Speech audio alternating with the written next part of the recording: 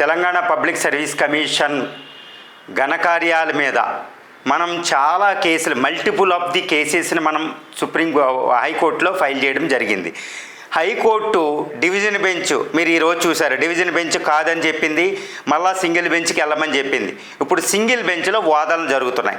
Judge గారు మీరు చూసుంటారు, జడ్జి గారు లాస్ట్లో తెలుగు మీడియానికి, ఉర్దూ మీడియానికి, ఇంగ్లీష్ మీడియానికి మీకు సెపరేట్గా మూల్యాంకనానికి పెట్టారా, ప్రొఫెసర్స్ని పెట్టారా అంటే టీజీపీఎస్ తరపున లాయర్లు ఏం చేస్తున్నారంటే నీళ్లు నమ్ములుతున్నారు, ఏదేదో చెప్తున్నారు, పిట్ట కథలు చెప్తున్నారు. ఒక రకంగా చెప్పాలంటే అవి పిట్ట కథలే, ఆయనకి తెలియదని కాదు, ఏదోలాగా బై హుక్కార్ కుక్కు గెలవాలి, అవసరమైతే తెలుగు అకాడమీ లాంటి సంస్థలను హుస్సేన్ సాగర్లో కలిపైన కేసులు గెలవాలి. ఇది అనమాట the mind set of the Telangana public service commission. I'm sorry to say that నేను తెలంగాణ పబ్లిక్ సర్వీస్ కమిషన్ అనడంలే, బుర్రా వెంకటేశ్వర గారు, ఓకే, మీరు నవీన్ నికోలస్ గారు, ఇంకా అందులో ఉన్న లాయర్లు, నేను అందరిని ఒకటే చెప్తున్నా, I'm not criticising, I'm not dare to criticise the Telangana public service Commission. Okay, I am pointing out those who are running the sacred, the constitutional body. Please remember this one. Okay, I am always emphasizing that. Burra Venkateswara గారు మీరు తప్పులు ఒప్పుకోండి.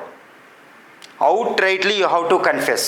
మీరు తప్పులు చేశారు 100%. You know, question your conscience. Okay, Telugu medium అభ్యర్థులకి ఇదా మీరు చేసేది?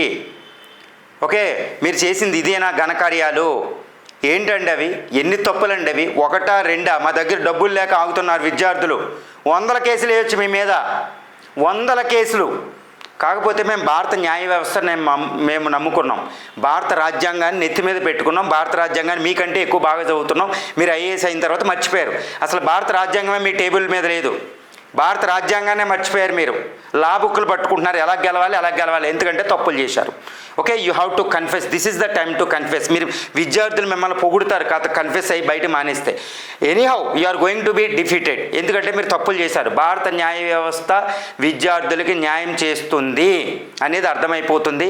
Okay, we are bow down to this judicial system of the country, especially Namavarapu judge garu, okay, గౌరవనీయులైన జడ్జి గారు నామవరపు రాజేశ్వరరావు గారికి విద్యార్థుల తరపున, అందరి తరపున, అదేవిధంగా విద్యార్థులు కూడా కృతజ్ఞతలు చెప్తారు. మీరు బాగా ఓపికగా విచారిస్తున్నారు సార్. ఓకే, న్యాయ వ్యవస్థని మేము నమ్ముకున్నాం, మాకు వేరే దిక్కు లేదు. ఓకే, మాకు ఉన్నది మీరు ఒక్కళ్ళే, శరణార్థి భావంతో మిమ్మల్ని అడుగుతున్నాం. జడ్జి గారు, ఈ విషయాన్ని మీరు ఇంకా కూలంకషంగా ఇంకా బాగా పరిశీలించండి.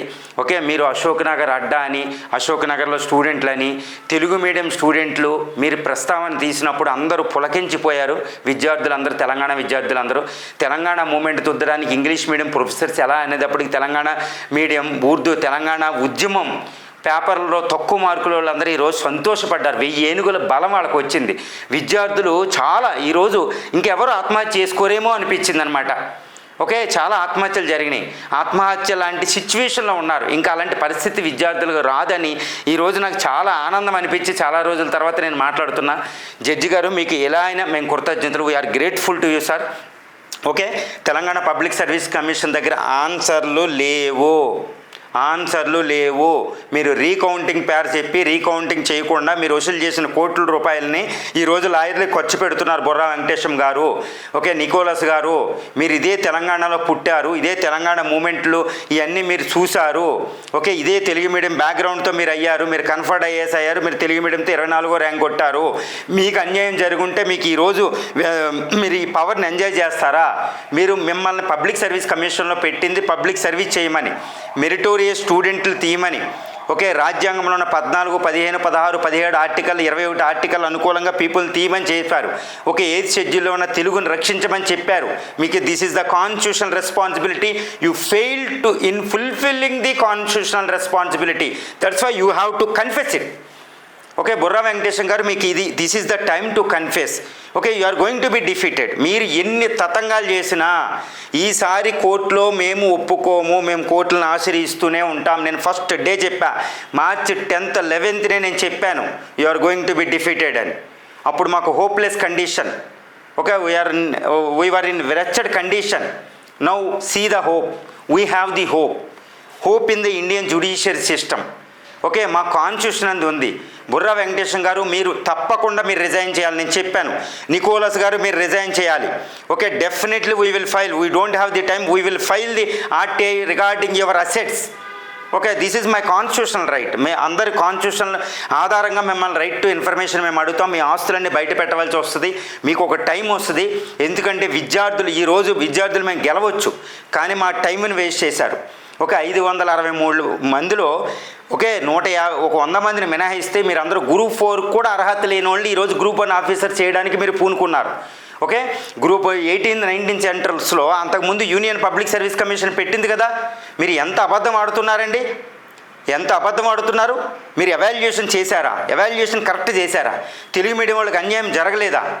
ఎంత దారుణమైన అన్యాయాలండి ఇది. పబ్లిక్ సర్వీస్ కమిషన్లో ఉన్న మీరు చేయవచ్చు. అది పబ్లిక్ సర్వీస్ కమిషన్ పవిత్రత ఏమైపోద్ది? So okay, we respect the Indian judicial system. You should respect. You have to confess your faults. You have to resign. Burra Venkatesham garu, ఈ కేసు మీరు ఓడిపోతే మీరు తప్పకుండా రిజైన్ చేయవలసి వద్దు. ముందే చేసుకోవడం బెటర్. విద్యార్థులారా మీకు ఒకటే, ఇంకా కొన్ని కేసులు ఫైల్ చేద్దాం.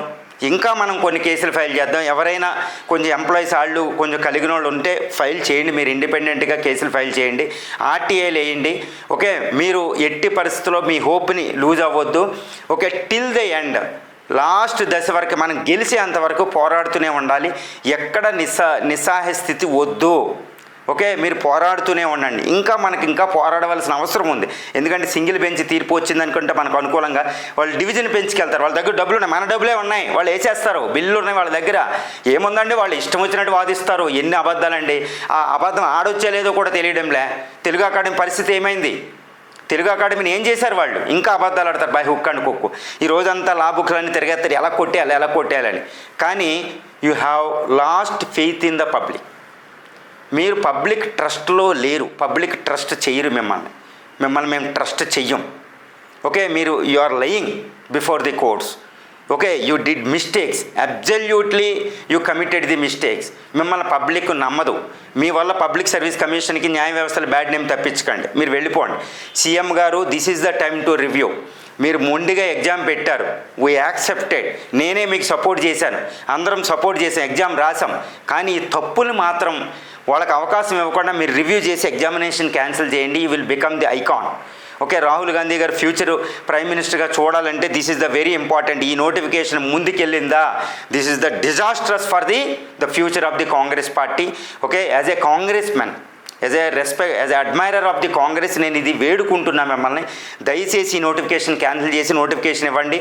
అంతకుముందు 503 పోస్టులకి 63 పోస్టులకి చాలా తేడాలు ఉన్నాయి. ఓకే, ఈ అన్నిటినీ పరిశీలించండి. ఇంకా నోటిఫికేషన్ వస్తే కొత్తగా యాడ్ చేయండి. ఏది ఆపొద్దు. రీనోటిఫికేషన్ ఇవ్వండి, అన్నీ ఇవ్వండి. కొత్తగా వచ్చే జాబ్ క్యాలెండర్ ఇవ్వండి. కానీ మిమ్మల్ని జాగ్రత్తగా చూసుకోండి. ఇది రివ్యూ చేయండి, దయచేసి రివ్యూ చేయండి. లేకపోతే it would be the disasters for the everything అండి. ఓకే, చేస్తారని ఆశిస్తున్నాం.